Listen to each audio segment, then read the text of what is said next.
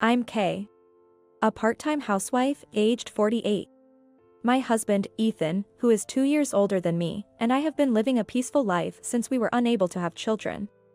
However, a year ago, Ethan's parents, John and Susan, suddenly arrived at our house with a load of household goods, announcing their company had gone bankrupt.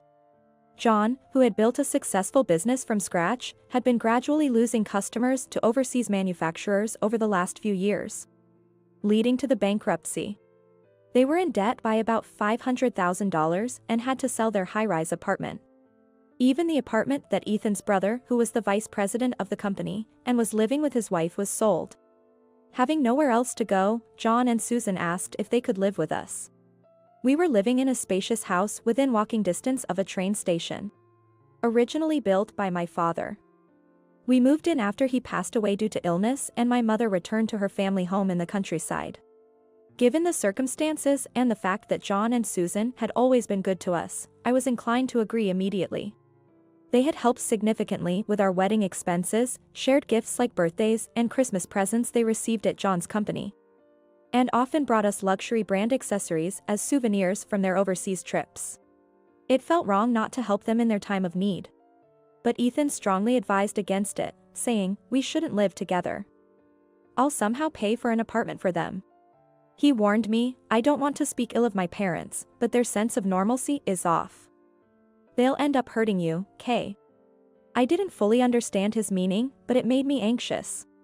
Before we could decide, frustrated by our delay, John and Susan moved in with all their belongings. It took me less than a month to realize Ethan was right. Firstly, John and Susan used to live in a spacious high-rise apartment, so they had a lot of furniture, appliances, clothes, and hobby items.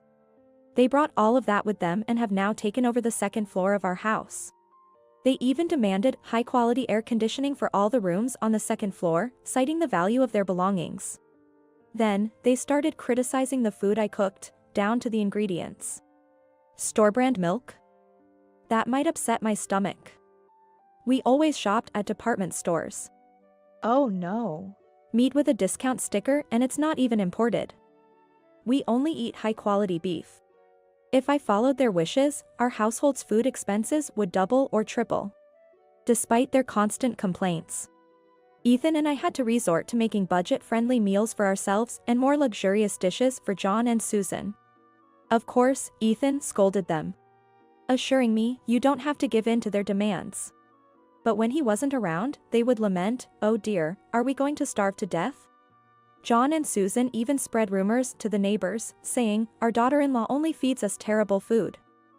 So, I couldn't just ignore their complaints. Once, I suggested, "Why don't you cook your meals yourselves?" "Oh, we had a maid for that." "Cooking is such a menial task," they replied. Menial? Cooking is a menial task? Despite their frequent visits to fancy restaurants with renowned chefs, they dared to say that. The biggest issue was Susan's obsession with luxury fashion. She constantly wanted to buy expensive brand underwear and clothes, like panties for $150, and would unashamedly ask me to buy them. I couldn't help but say, "Susan, at your age, you won't be showing them to anyone." She became furious, yelling, "What a lewd thought. High-end lingerie is a status symbol for the elite." And I thought, "You're not elite anymore." The best word to describe them would probably be a nouveau riche.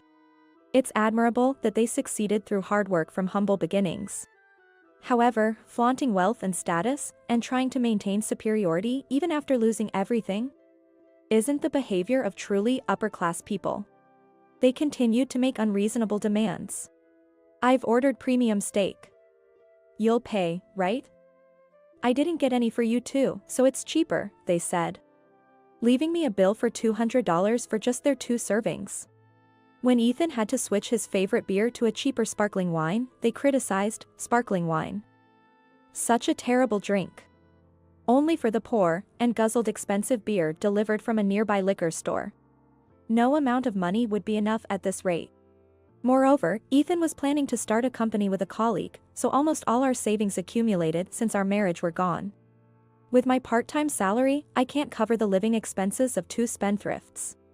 I've been dipping into my savings from my single days. but now, that savings is nearly depleted. So, I decided to serve a dinner made with inexpensive soy meat and vegetables like bean sprouts. I've reached my limit. Please, John and Susan, get a job and contribute some money, I appealed. Suddenly, John threw the meal away, shouting at Ethan, I can't eat this. Are you trying to make us old folks work? This evil, incompetent daughter-in-law is no good. Ethan, find a rich new wife. Please leave. This is our house. How dare you call Kay evil and incompetent? The failures here are you too. Get out. Ethan retorted angrily. However, John and Susan didn't seem fazed and quickly retreated upstairs, saying spitefully, we're being manipulated by such a terrible daughter-in-law. What's hers is ours. But I couldn't let them walk all over us any longer.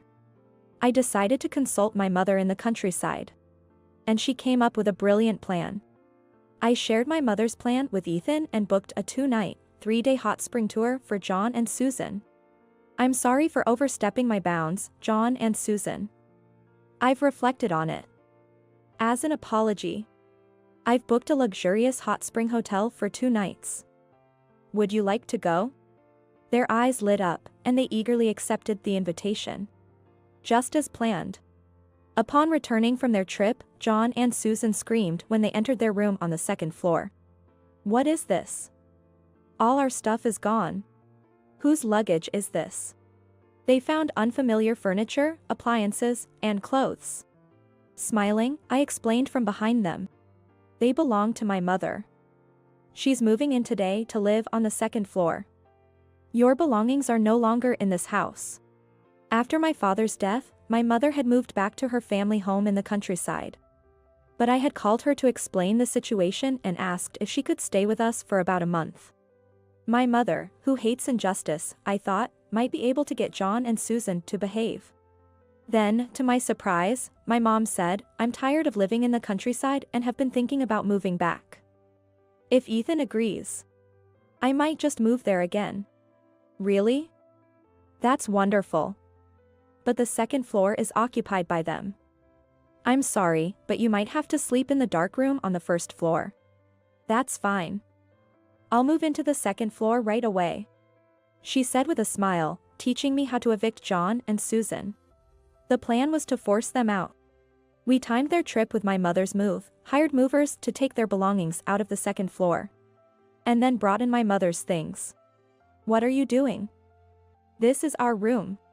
We'll sue you for trespassing. John and Susan shouted.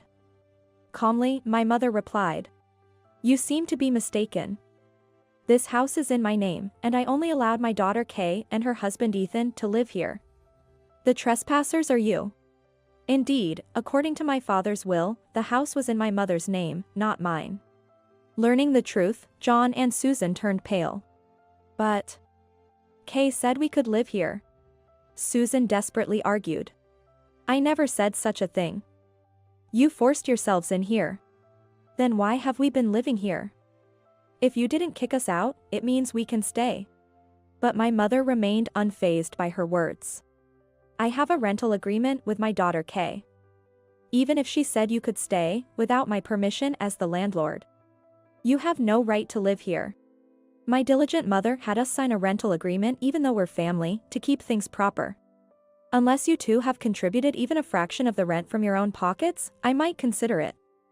But in reality, you've not paid any rent, let alone living expenses.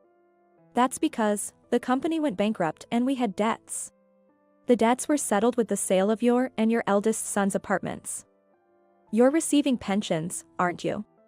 Why haven't you paid anything? As my mother logically cornered them, they turned ashen and looked down. Looking down at them, I gave the final declaration. Your belongings have been moved to a spacious monthly apartment near the station. It costs $2,000 a month. I'll cover the first month and the moving costs, but I won't be involved any further. Then, John and Susan turned to Ethan, pleading. Ethan, you wouldn't abandon us, would you? Think of all we've done for you. It's time to repay us. Ethan put on a pained expression. I'd like to help, but I've quit my job. I've used up all my savings, I can't afford to help you too. Indeed, Ethan had an obligation to help his parents, but only if he was financially capable. You can't get blood from a stone. Hearing this, John and Susan were completely despondent. Their eyes unfocused, but soon Susan remembered her eldest son, the former vice president, and begged him over the phone to let them stay. They were promptly rejected. I later heard that the company's downfall was partly due to clients favoring overseas manufacturers, but more so due to John and Susan misusing company funds for investments and lavish purchases. Finally, John and Susan, in tears, left for the monthly apartment in a taxi Ethan called. They sold furniture, appliances, Susan's clothes, and jewelry to barely afford a small apartment. They occasionally asked Ethan for money, but live modestly on your pension, and you should manage, he firmly replied. All our pension goes to paying debts, Susan wailed over the phone. Apparently, the debt was due to their continued spending habits even after moving. There was no saving them. 2 years have passed, and Ethan's business with his colleague is finally taking off. I assist him with my fast typing skills and enjoy peaceful days relishing my mother's cooking.